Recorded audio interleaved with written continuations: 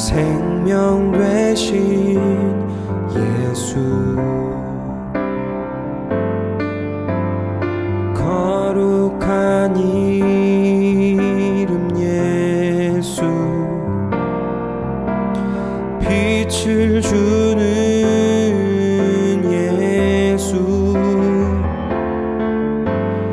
모든 이름 위에 뛰어난 예수, 생명 되신 예수.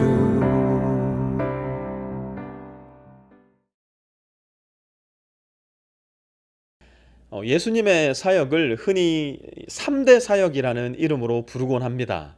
오늘은 그 세 가지의 사역을 시작하시고 드디어 예수님을 세상에 드러내시는 장면이 우리 본문 가운데 등장을 합니다. 23절 함께 보도록 할게요. 예수께서 온 갈릴리를 두루 다니시면서 그들의 회당에서 가르치며 하늘나라의 복음을 선포하며 백성 가운데서 모든 질병과 아픔을 고쳐주셨다. 자, 오늘 본문에 보니까 예수님께서 이 땅 가운데서 행하셨던 세 가지 사역이 대단히 구체적으로 기록되어 있습니다. 오늘 이 세 가지 사역을 함께 살펴보게 될 텐데요. 첫 번째로 보니까 예수님이 무엇을 하셨냐? 그들의 회당에서 가르치며, 예수님은 가르치는 일을 하셨어요. 자, 그렇다면 예수님은 무엇을 가르치셨을까? 예수님은 성경을 가르치셨어요. 말씀이신 예수님께서 말씀을 가르치시는 것은 너무나 당연한 일이었어요. 그 당시 성경은 우리가 가지고 있는 신구약 성경이 아니라 토라를 중심으로 한 우리가 오늘날 구약 성경이라고 일컫는 말씀인데요. 구약 성경 안에는 죄와 의가 무엇인지, 또한 하나님께서 그분의 사랑하는 이스라엘 백성을 어떻게 역사 가운데 지키시고 보호하시고 이끄셨는지가 분명하게 기록되어 있었어요. 더 나아가서 어떻게 하면 하나님의 백성이, 하나님의 자녀가 하나님의 뜻 안에 머물면서 하나님의 뜻 가운데서 살아갈 수 있는가를 분명하게 계시해 주고 있는 말씀이에요. 예수님은 바로 그 방법, 하나님의 백성이 하나님의 백성답게 살아가는 방법, 하나님의 자녀가 하나님의 자녀답게 살아가는 방법을 가르쳐 주셨어요. 예수님의 티칭 미니스트리였던 겁니다. 두 번째로 보니까 하늘나라의 복음을 선포하셨다고 말씀하고 있습니다. 쉽게 말하자면 설교를 하신 거예요. 복음 선포, 설교의 기능이 무엇입니까? 예수님께서 처음으로 하셨던 말씀 혹시 기억나셔요? 회개하라, 천국이 가까워왔느니라, 회개하여라, 하늘나라가 가까이 왔느니라 예수님 말씀하지 않으셨습니까? 예수님은 복음 선포를 통해서 사람들로 하여금 그들이 걸어가고 있던 그 길에서 재빨리 돌이켜서 하나님을 향해 걸어가야 한다라고 촉구하시고 격려하시고 명령하셨어요.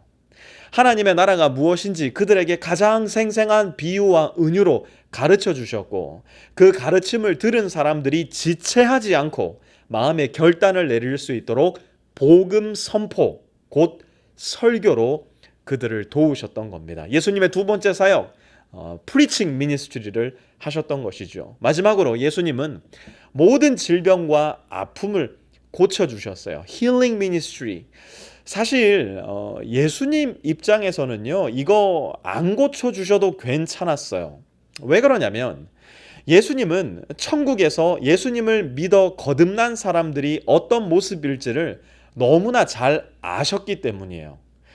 지금 좀 아파도 하나님 나라 가면 다시는 그런 아픔 없으니까 괜찮아, 그냥 좀 참어 하실 수도 있으셨을 거예요. 그런데 예수님은 사람들의 아픔을 대하실 때마다 그렇게 하지 않으셨어요. 사랑하는 사람의 죽음을 보시면서 눈물을 흘리기도 하셨어요. 무슨 말이에요? 예수님은 저와 여러분이 가지고 있는 아픔에 깊이 공감하신다는 거예요. 더 나아가 그 아픔으로부터 노임을 받을 수 있도록 그들을 고쳐주셨어요. 예수님의 이 세 가지 사역, Teaching Ministry, Preaching Ministry, 그리고 마지막 Healing Ministry를 보면 예수님의 세 가지가 보입니다. 이 세 가지 사역을 통해 우리는 궁극적으로 예수님을 보아야 할 텐데요.